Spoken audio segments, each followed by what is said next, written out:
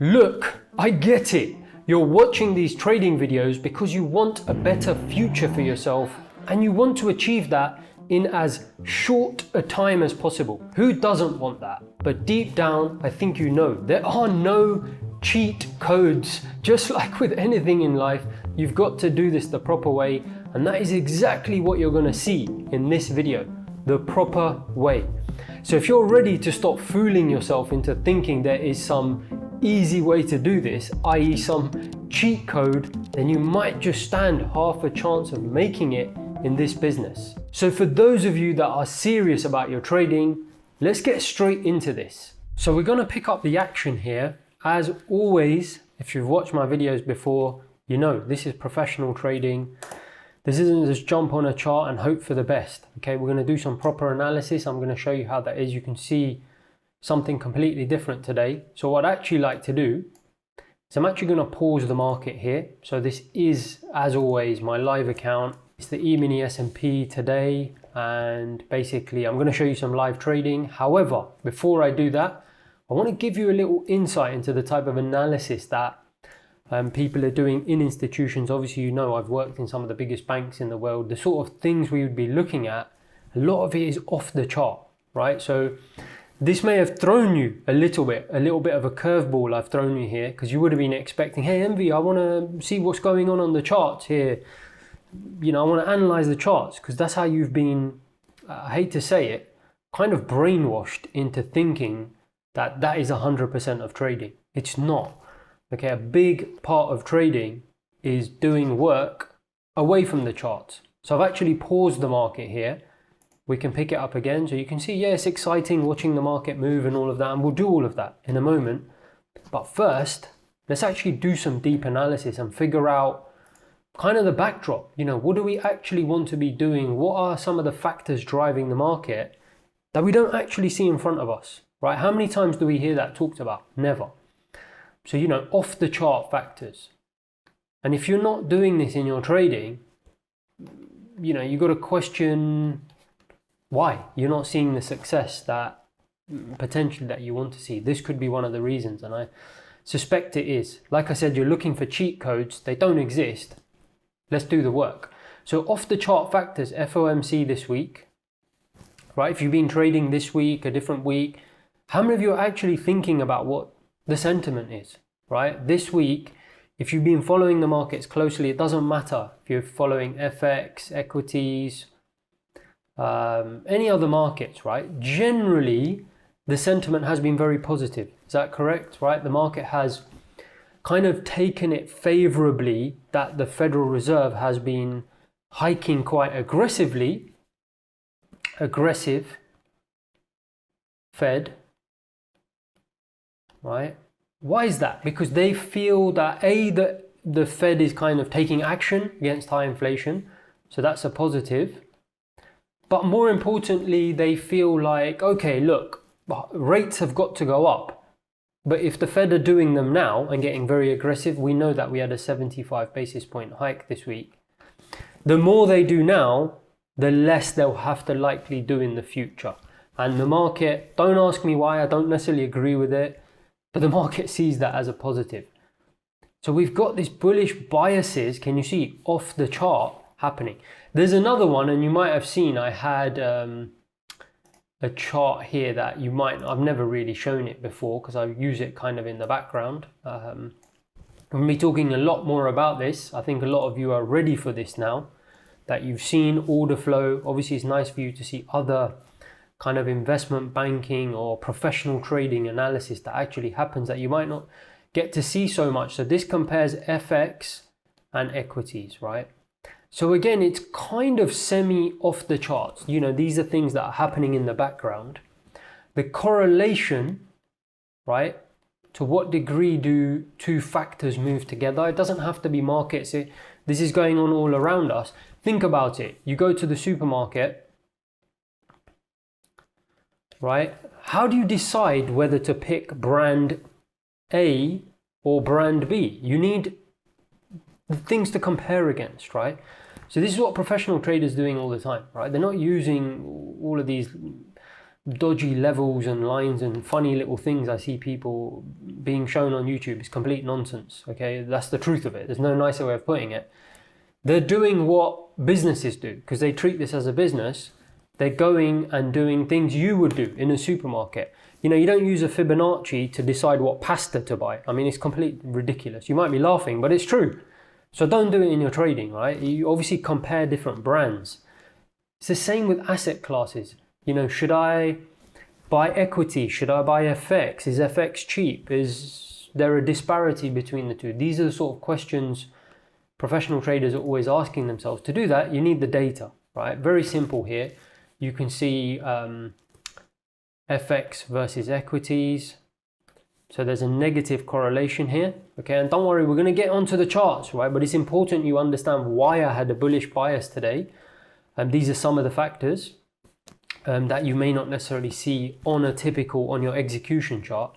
So negative correlation versus FX, okay? So it doesn't matter if you're trading FX.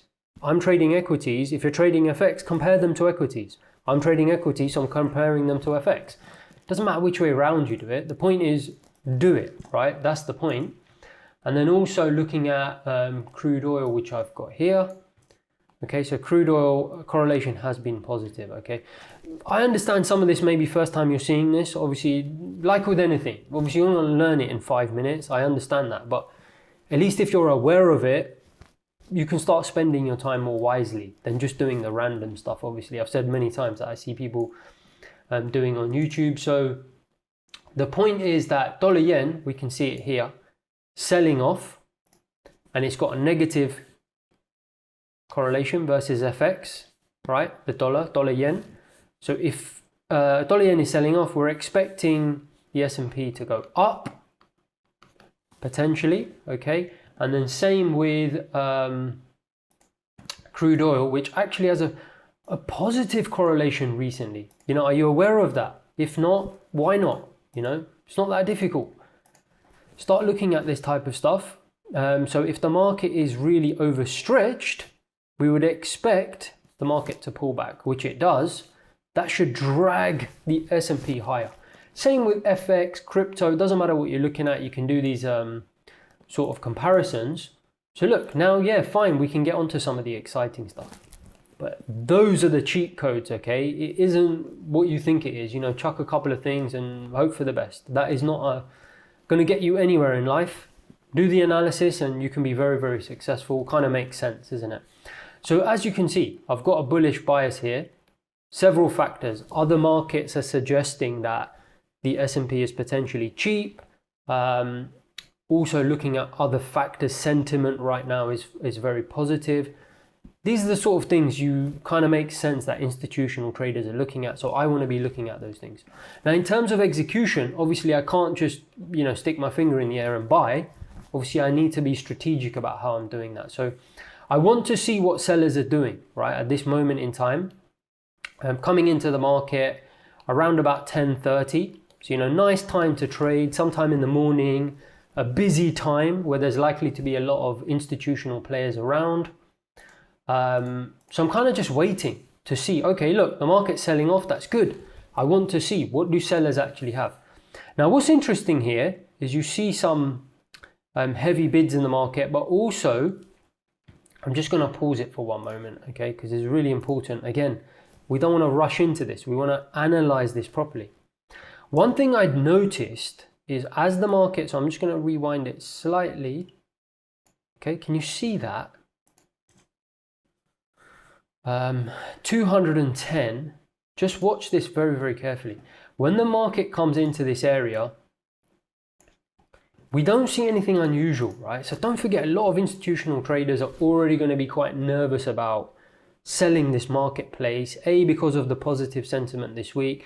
B, because I showed you what other markets are doing, FX and crude oil looking overstretched. So crude oil probably looking to rally. It's going to drag S&P with it. So a lot of players are going to be very nervous, right, in this. Sorry, I can't even spell, but my handwriting's nervous. But on a serious note, a lot of players are going to be nervous coming into this area. Okay, so I want to see that. But here, in terms of the bids, and the offers. This is just willingness to buy or sell, right? Obviously you can't see that on a typical candlestick chart, so you need some deep dive analysis. Again, this is all accessible to you.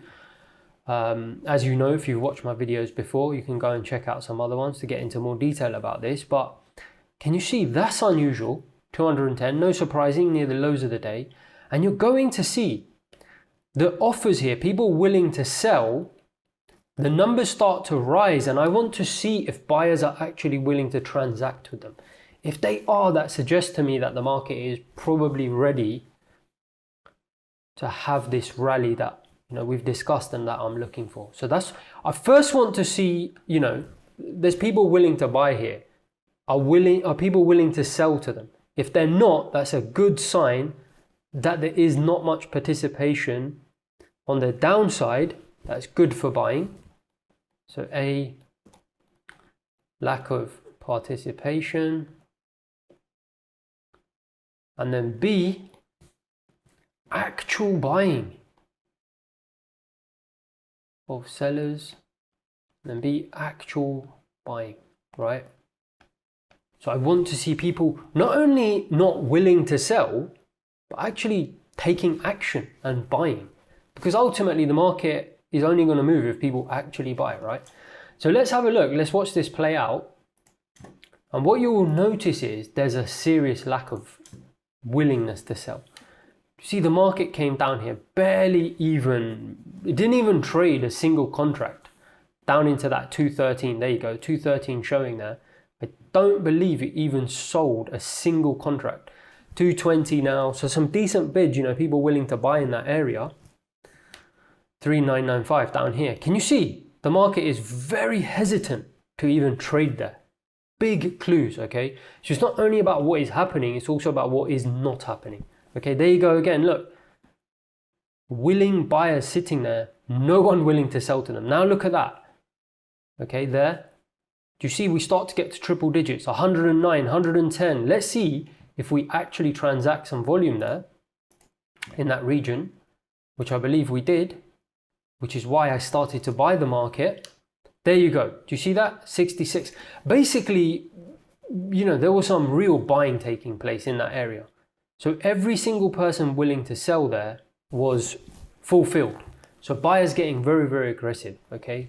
Lifting offers there. So that is where I believe you're going to see, again, on my live account, real money, I actually took some executions. Again, looking for that bullish move to take place. As I mentioned before, I'm really looking for the crude oil market to also push up, some of that FOMC sentiment to come through, dollar yen to go down, all of this happening in tandem. You can see there, execution happened. Okay, there you go there. So you see I've got a live position here, okay? And as you can see how quickly we start to get aggressive? So it becomes obvious to me that other people are finally starting to come round to what I'm also seeing. When I say other people, other professional traders, obviously not, you know, and I mean this in the politest way, all these guys we see on YouTube, just, I don't know what they're doing, they're random stuff, right? It's almost laughable, but I'm talking about proper professional traders who do this with serious money. They're starting to put their weight behind the market, okay? And you can see that here. You're going to see the market start to get very aggressive, and then if the market starts to get aggressive, why wouldn't I do exactly the same thing? So you're going to see me start to add as we really get out of this kind of battleground that we've been in here. Key battleground, right? And there you go. Really start to motor, and there you go. You can see I've just added another position, right? So a second position there. Apologies if it's a little bit messy. And this is where the other markets really started to motor. Okay, if you were watching this at the time, crude oil really started to give a little push, and dollar yen started to sell off. A lot of that kind of FOMC positive sentiment that we've been seeing this week, which you can see here, buyers getting very, very aggressive. Look here, all buying. Can you see virtually no selling, right?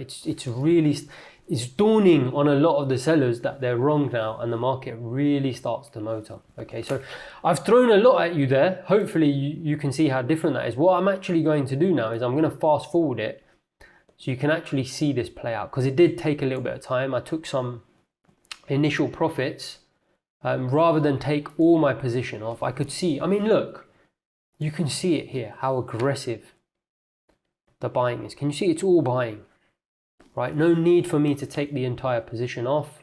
So I continue to hold it, let the momentum follow through, which it did. I've got money in the bank, $1,037. Just really let it just kind of play out, and walked away, to be honest, for about 20-30 minutes. But obviously I don't want you to watch this for the next 20-30 minutes. And then, as you can see, really let the market play out, way above the highs of the day. Aggression was still coming through, still holding some positions, until eventually the whole thing got taken out. And in fact, I may have cut it slightly short there. But as you can see, in fact, I cut the video short there, unfortunately. Like I said, I stepped away from the desk, but as you can see, at the end of the day, it was around, it was just under $3,000. So 1,775 and plus 837, I believe, so approximately $2,500 for the day. Okay, so that was an insight into how professional traders who do this seriously for a living do this, and how you can also do this. We all know there are no cheat codes in life. You already know this, so it's no surprising. Trading is exactly the same, so please stop wasting your time looking for shortcuts. Do this the right way from today, and ironically, in the end, you'll actually find success in a much shorter period, as you will not waste time going round in circles looking for a cheat code that doesn't exist. Now, to really take that next step in your career and do this the right way, watch this video next, which will help you to continue developing deep insights into professional trading, something you could be doing sooner than you think.